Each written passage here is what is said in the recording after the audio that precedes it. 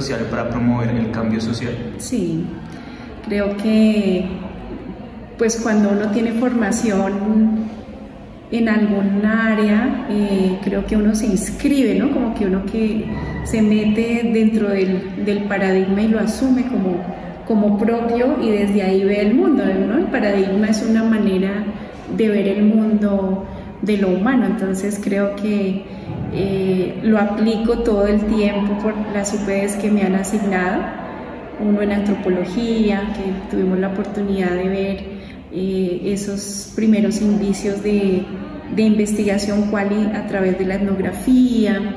En este semestre estoy viendo métodos de investigación acción participativa, que también pertenece al paradigma sociocrítico, y creo que a través de la experiencia y de las actividades que hacemos en clase pues logramos puedo ser facilitadora para que los estudiantes puedan pensarse el mundo de otro modo, desde otro lugar, sin invalidar las otras miradas, ¿no? ¿Por qué y para qué analizar el entorno de una sociedad determinada?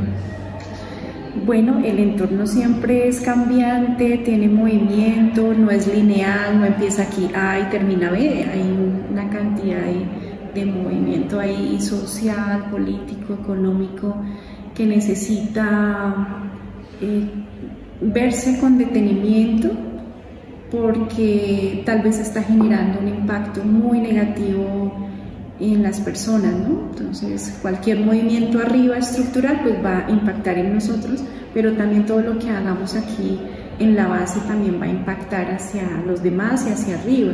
Entonces creo que es importante abordar esas necesidades, todos tenemos problemas, necesidades, y creo que desde acá podemos hacer que ese sujeto social o esa persona que vive en determinado contexto pueda pensarse críticamente su espacio para poder aportar a eso que ve como necesidad y problema.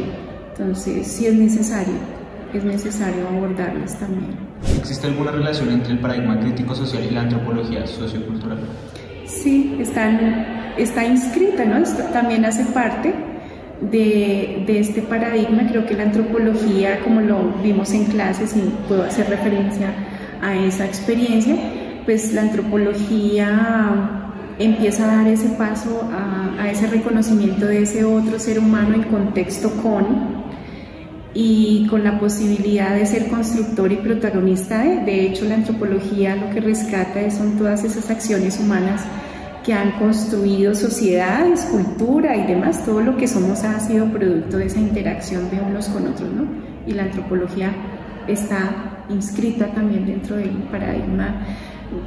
paradigma crítico social, aunque bueno, la antropología en sus inicios tradicionales no tuvo como esa pretensión de cambio, pero ya ahora la antropología a través de la etnografía colaborativa ya está generando como inclusión de esas personas para que piensen un poco también en cómo han hecho las cosas y cómo se piensa en el mundo, ¿no? Entonces creo que la antropología también ha ido haciendo parte de este paradigma.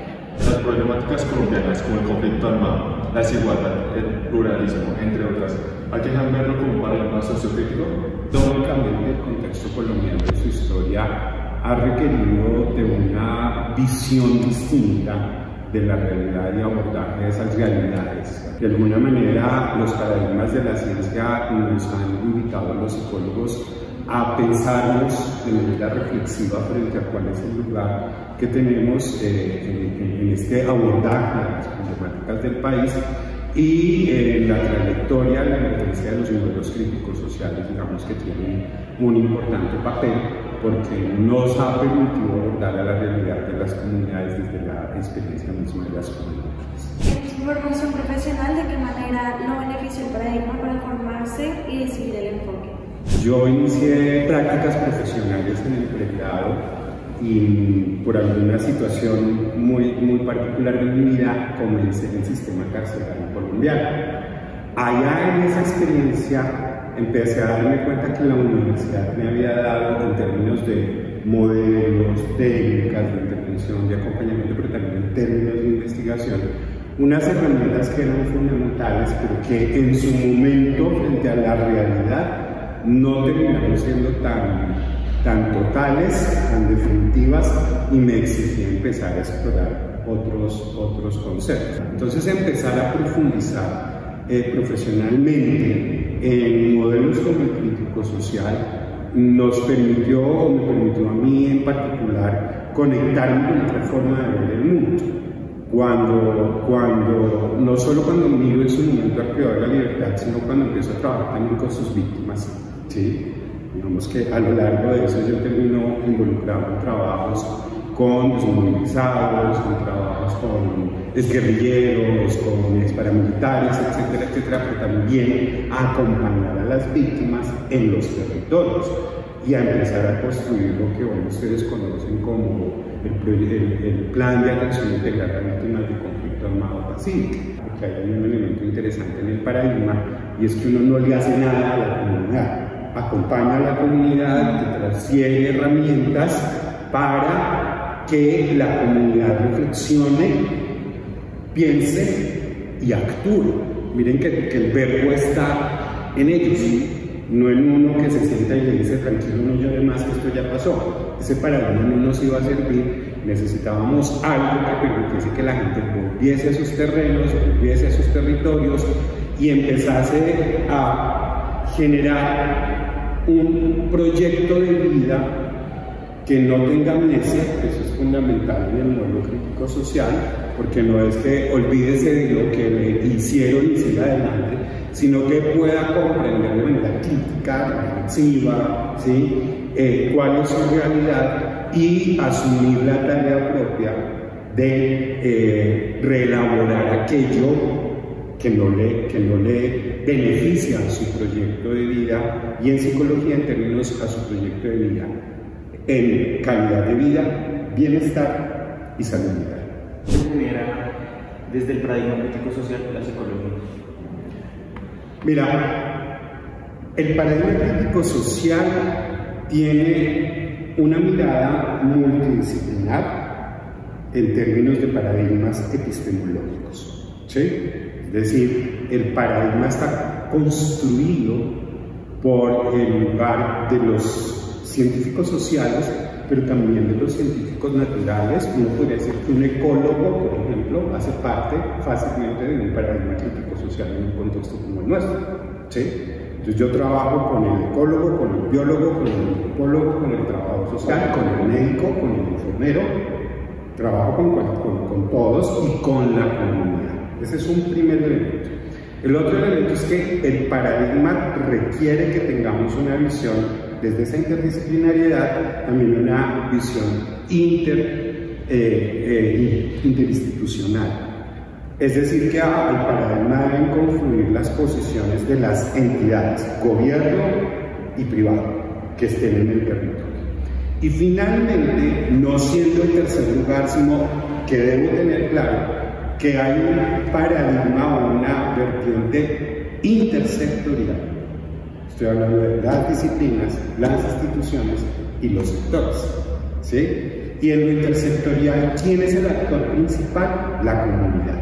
La comunidad entendida como grupos formales, grupos informales. La asociación de padres de familia del colegio, los padres de familia. Yo tengo una relación distinta entre grupos formales y grupos informales, que son de base comunitaria. La comunidad misma con sus diferentes grupos. Entonces, si yo confluyo tres sectores, ¿sí? y facilito como psicólogo un diálogo de saberes, que es un elemento fundamental en el paradigma, porque lo que reconocemos referente al positivismo, incluso a la investigación cualitativa, que no las estoy desmejorando ni diciendo que no sirven, solo que pues tienen un alcance en un lugar. Lo que reconocemos frente a este contexto es que cuando logramos esa comunicación, ese diálogo de saberes, vamos a tener una interacción permanente y una reflexión sobre el papel que cada uno de nosotros, disciplinas, instituciones y comunidad, cumplimos en el mejoramiento de las condiciones de calidad de vida, bienestar y salud mental de una población. Entonces la psicología me dice, Lewin, por ejemplo, me aporta a todo un concepto de dinámicas de grupo, dinámicas de la forma de función, del movimiento de los grupos. Fromm me va a decir una sociedad contemporánea que requiere unas transformaciones porque la persona, un poco en la modelo de la psicología humanista, ha perdido el sentido de vida. ¿Sí? Uno podría empezar a traer varios psicólogos. Freud, por ejemplo, tiene un texto muy bonito al final de su producción que se llama El malestar en la cultura. Esos son textos que uno aborda desde la psicología para involucrarlos en una metodología crítico-social que nos permite abordar a la comunidad, que nos permite problematizar la gente a su realidad y preguntarle sobre ¿y qué quiere hacer con su vida? ¿Qué quiere hacer con su vida?